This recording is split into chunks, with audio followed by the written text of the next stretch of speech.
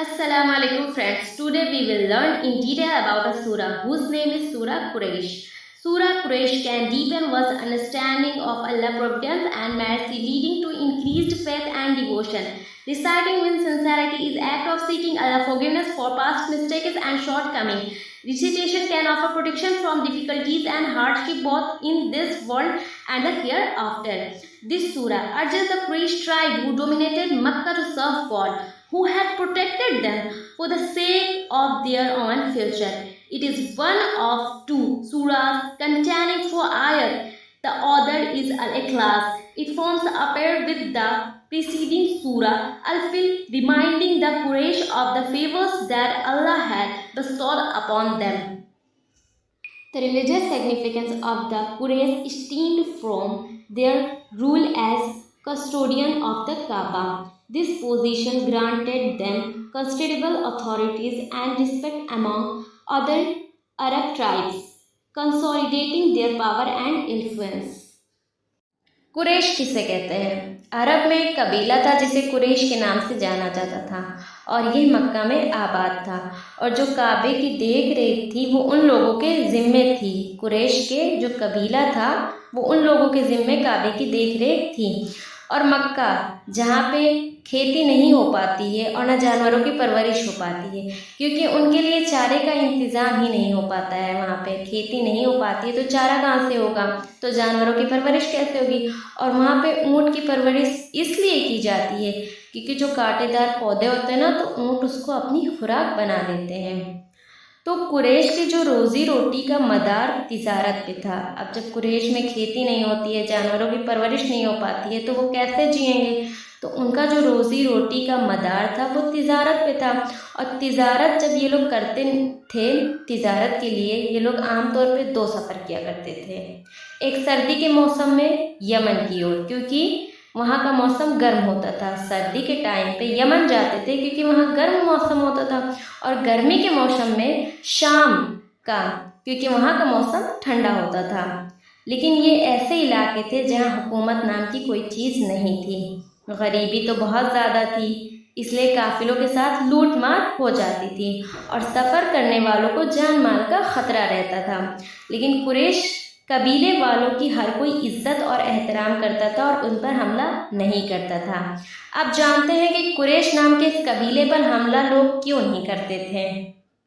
अब लोग कहते थे कि ये काबे की देख रेख करते हैं।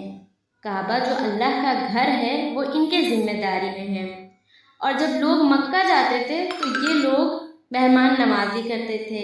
इस पूरे सफ़र में कुरैश को कोई नहीं छेड़ता था, इसीलिए सफ़र में कुरैश को कोई नहीं छेड़ता था। ख़ासकर जो अस्हाबे फील के वाक़ये के बाद तो लोगों की निगाह में कुरैश की इज़्ज़त और बढ़ गई थी। अब जानते हैं कि अल्लाह के 3 इनाम कुरैश पर। अल्लाह ने कौन कौन से 3 इनाम दिए कुरैश वालों को। इस सूरह में अल्लाह ताला ने कुरैश को 3 इनामों के एहसान याद दिलाए हैं और ये 3 इनाम उनको काबे की वजह से ही हासिल थे। पहला तो जब वो गर्म और ठंड मौसम में तिजारत करते थे, लंबा सफ़र करते तो बिना खौफ के करते थे, बिना किसी डर के, क्योंकि वो मक्का की देखभाल करते थे, इसलिए उन पर कोई हमला नहीं करता था। तो बिना खौफ, बिना किसी डर के वो लंबा सफ़र करते थे।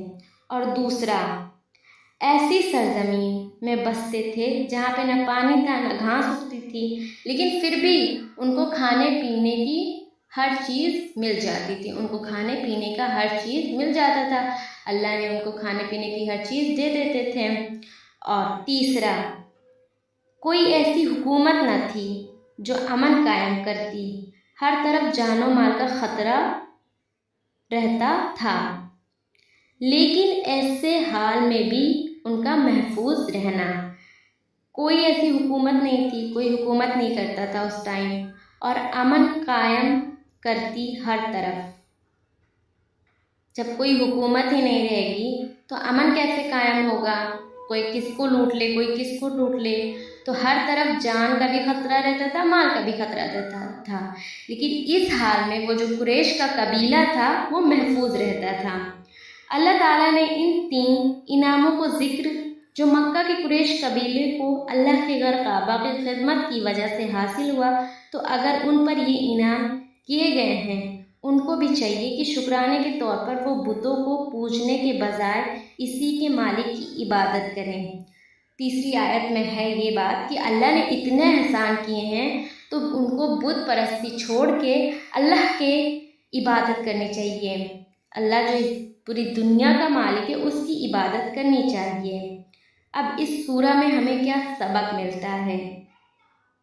اس سورہ میں سبق کا ایک اہم پہلو یہ ہے کہ زندگی کی ضرورتوں کا پورا ہونا اور امن و امان اللہ کی دو بڑی نعمت ہے۔ اگر یہ کسی کو حاصل ہو تو یہ سمجھ لو کہ اسے دنیا کی تمام نعمتیں حاصل ہیں، اور پھر اس کا فرض بنتا ہے کہ وہ اس کے لیے اپنے پرور کا شکر ادا کرے، اپنے پروردگار کا شکر ادا کرے۔ ہم سب کا فرض بنتا ہے، جب اللہ تعالیٰ ہم سب پر اتنے احسان کرتے ہیں تو ہم لوگ کو بھی اللہ کا شکر ادا کرنا چاہیے۔